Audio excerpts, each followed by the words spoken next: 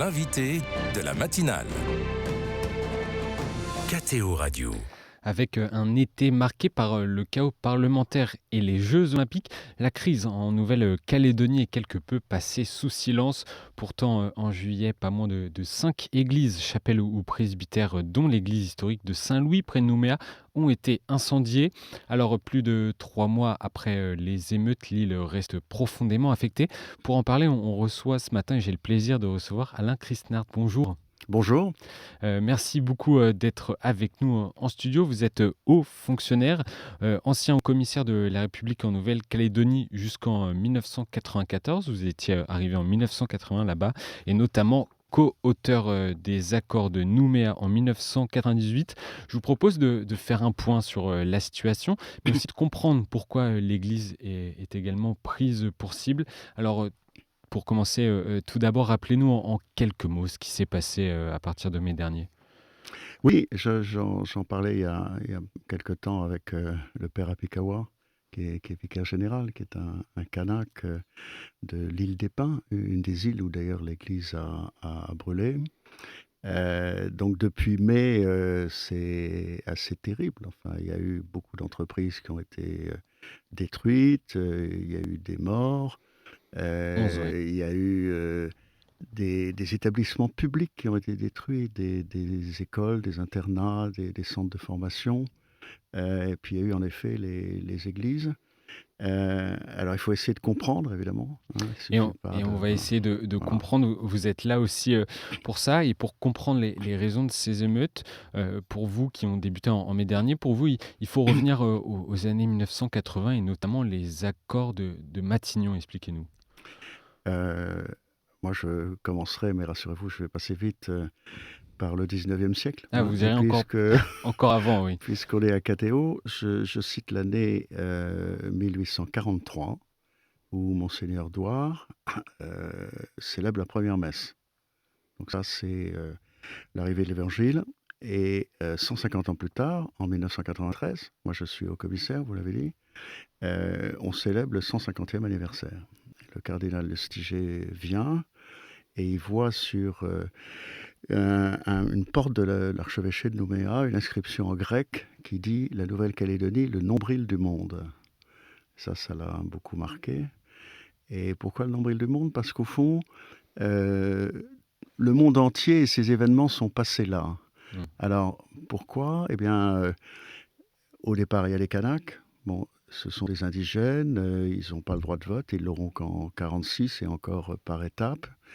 Mais peu à peu, il y a des bagnards qui viennent. Et il y a des personnes condamnées en tant que communards, dont Louise Michel, dans Rochefort. Puis, il y a le nickel à partir des années 70.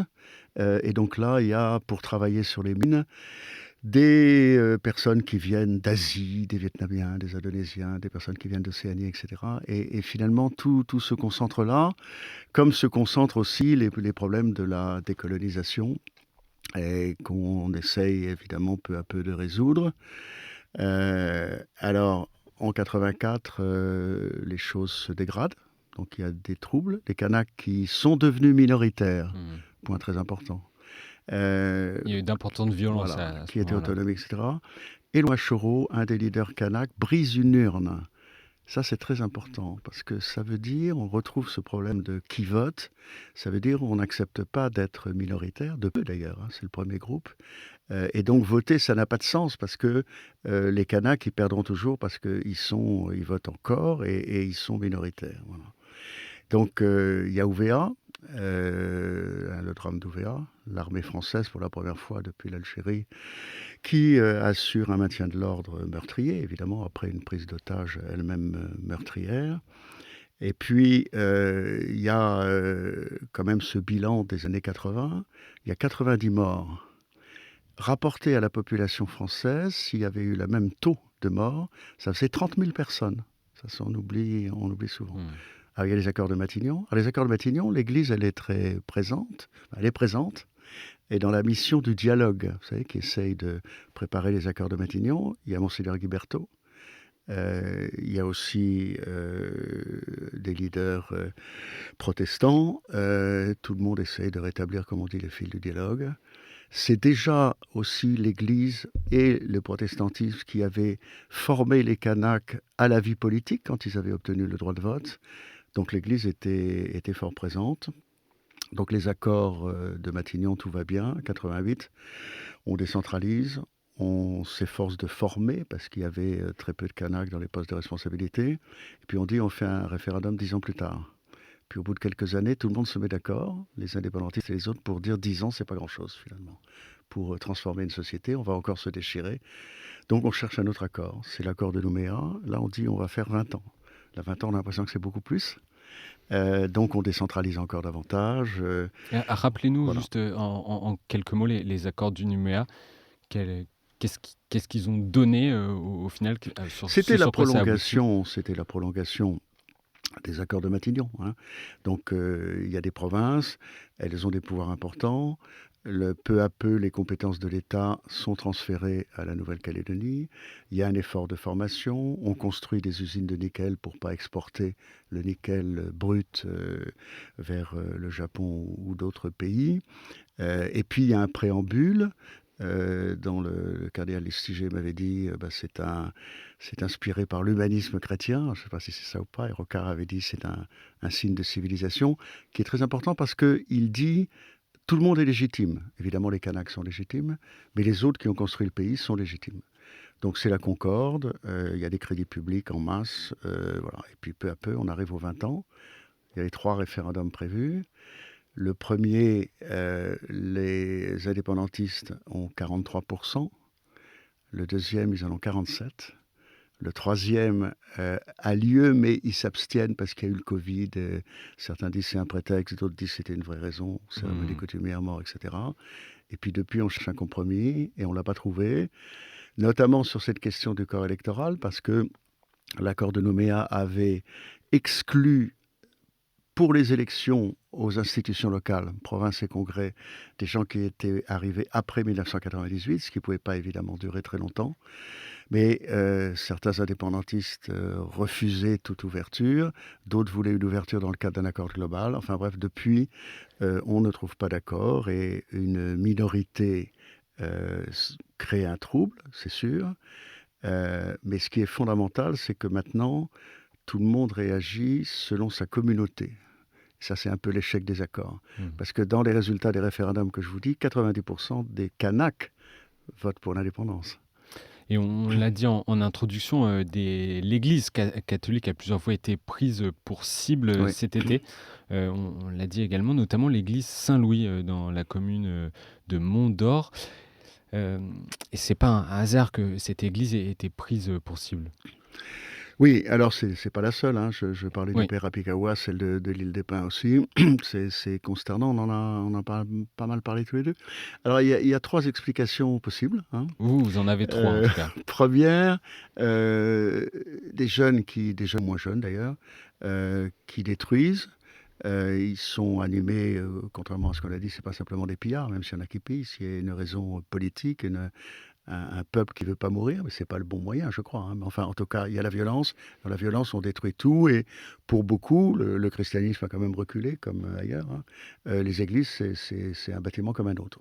J'y crois pas trop, c'est la première explication. Deuxième explication, il y a une partie des Kanaks minoritaire, hein, parce que les indépendantistes sont condamnés, c'est assez clairement, ces destructions d'églises. Et pour une partie des Kanaks, il y a une espèce de fondamentalisme kanak, c'est-à-dire, comme je le disais d'ailleurs, l'évangile, il a été apporté en même temps que la colonisation.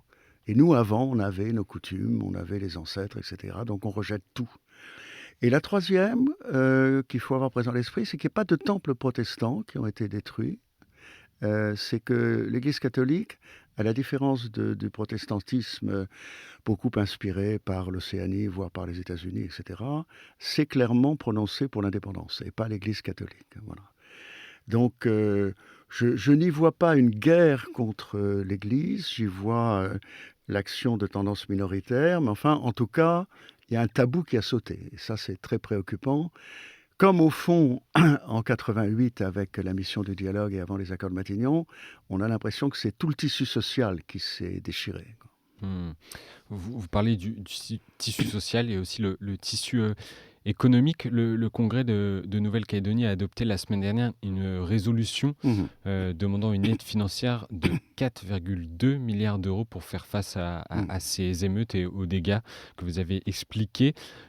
Économiquement, dans quelle situation se trouve Il y a l'archipel ? 20% de chômeurs et en plus du phénomène des destructions, il y a la crise économique du nickel. Qui fait que le nickel calédonien, enfin le transformé dans les usines, n'est plus compétitif pour différentes raisons sur lesquelles je ne m'étendrai pas. Donc il faut évidemment reconstruire, il faut créer du pouvoir d'achat, parce qu'il y a des gens qui n'ont plus de ressources. Bon. Mais évidemment, il faut reconstruire pour que ça ne soit pas détruit. Donc les aides, elles arrivent. Le gouvernement actuel, certes intérimaire, mais a débloqué des crédits.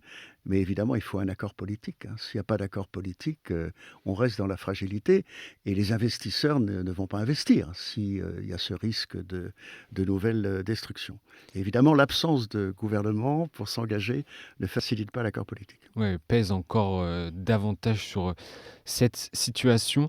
J'aimerais bien, malgré tout, en cette fin d'interview, d'essayer de voir si l'unité reste possible quand même, selon vous, et déjà dans quelle mesure les églises chrétiennes, qu'elles soient catholiques ou protestantes, peuvent-elles jouer un rôle pour sortir de cette crise ? Il faut toujours espérer. De toute façon, c'est les communautés, il y a les Européens, les Kanaks, il y en a d'autres, il y a les Wallisiens et Futuniens qui sont très catholiques. Elles sont condamnés à vivre ensemble. Enfin, je veux dire, les Kanaks ne vont pas partir, les Européens non plus, ils sont nombreux. Il y a des solutions que je trouve extravagantes et très dangereuses qui sont envisagées, chacun chez soi, on fait des murs. Ça, c'est les murs. Comme le pape l'a dit d'ailleurs dans d'autres cas de figure historiques, ça ne marche jamais. Donc on est condamné à s'entendre, alors c'est compliqué, il faut trouver des solutions. Les églises, oui, dans la mesure où elles sont encore entendues quand même par pas mal de monde. Les Kanaks, notamment, restent chrétiens quand même, en grande majorité, avec une pratique religieuse qui, je crois, est plus importante que chez les Européens, pas que chez les Wallisiens, mais chez les Européens. Donc oui, il faut se parler. La difficulté, c'est qu'on a l'impression d'être revenu avant les accords de Matignon, et donc il n'y a plus tellement la foi au sens profane. Je veux dire, il n'y a plus tellement l'espoir de recommencer ce qu'on a déjà fait, qu'on croyait définitif et dont on a l'impression que ça a échoué. Mais il ne faut pas se décourager, évidemment. On verra si un autre processus peut s'entamer. En tout cas, merci beaucoup. Merci à KTO de m'avoir accueilli. Mais merci à vous pour toutes ces explications. Je pense que les auditeurs et moi le premier, on y voit plus clair sur cette situation et on va continuer à suivre ce qui se passe en Nouvelle-Calédonie. Et je rappelle à nos auditeurs que vous avez été présent en tant que haut fonctionnaire en Nouvelle-Calédonie de 1980 à 1994. Merci beaucoup Alain Christnert et bonne journée. Merci à vous.